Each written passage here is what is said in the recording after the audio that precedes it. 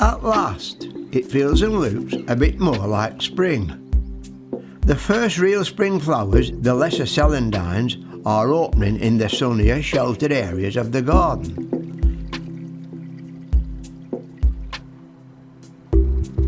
This earlier alpine has also responded to the warm sunshine, as well as the coltsfoot and primrose. In our scree and rock garden, the early past flowers are the start of a succession of alpines which will steadily start to bloom, reaching their best by the end of May and early June. By the 7th of April, hundreds of tadpoles are very active in the shallower, warmer areas around the pond.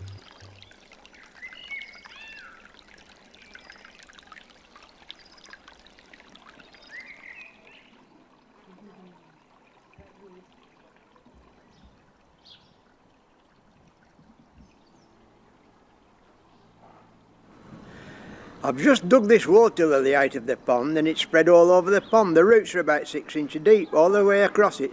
So when I've dug it out, I'm going to split it and put it back in a lot smaller, and the pond then should be a lot bigger and deeper.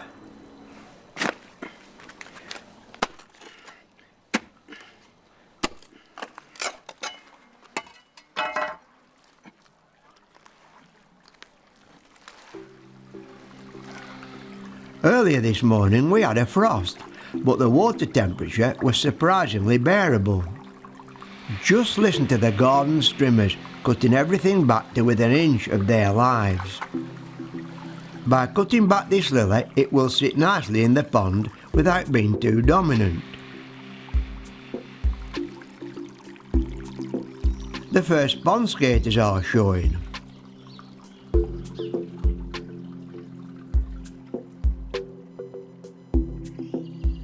There are just too many magpies in our area, and every suitable tree has a new magpie's nest.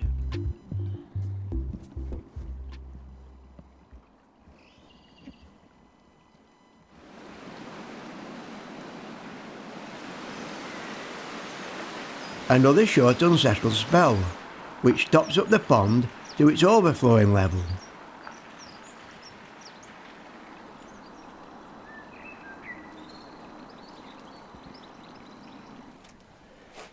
It's the middle of April and we've had some very strong winds. Unfortunately, it snapped the stems off the longer daffodils. But what I've noticed, the fertility flowers are opening, even though we had a frost this morning.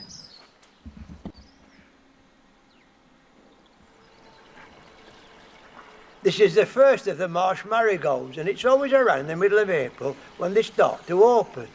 The purple saxifrage has finished for another year.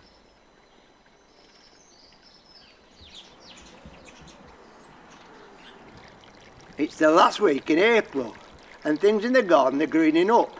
It's a slow process, but some of the spring flowers are beginning to show. This morning at 5:45 I was out in the garden filming a bit of the frost, and some of the flowers looked in a bit of a sorry state. But now the sun's got up and it's about midday, it really is looking better. In our scree and rock garden, the past flowers are just starting to go over.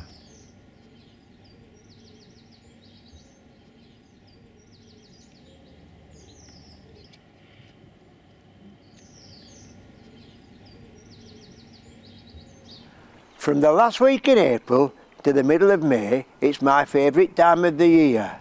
It's changing every day. A new flush of flowers come up every day. I won't mow the lawn now till about July or August, just to path through the middle so that Audrey can hang out the washing. So I'm just going to enjoy it and potter through the garden for the next 2 or 3 weeks and enjoy the changes of the scene. And every day it changes with more spring flowers coming into view. So we'll just enjoy it now for another 2 or 3 weeks when it bursts into life. And I'll enjoy this moment, and it's a case of just pottering around the garden and watching it evolve.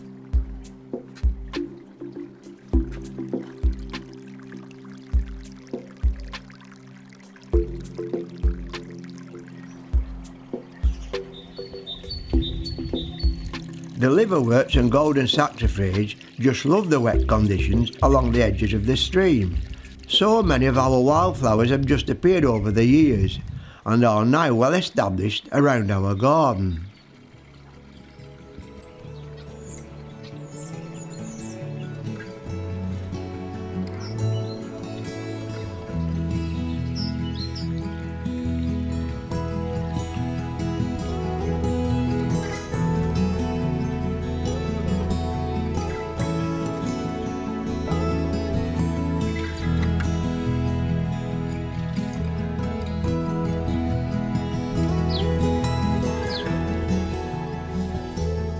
As we progress through the month, the growth quickens and there's something new every day.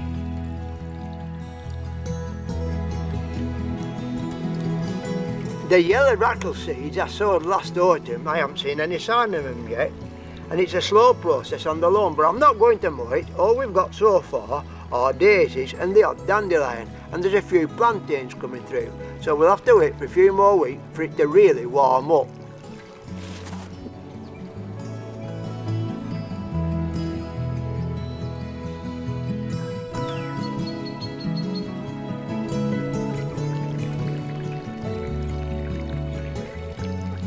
The great tips have claimed back the bird box that the sparrows inhabited a few weeks ago.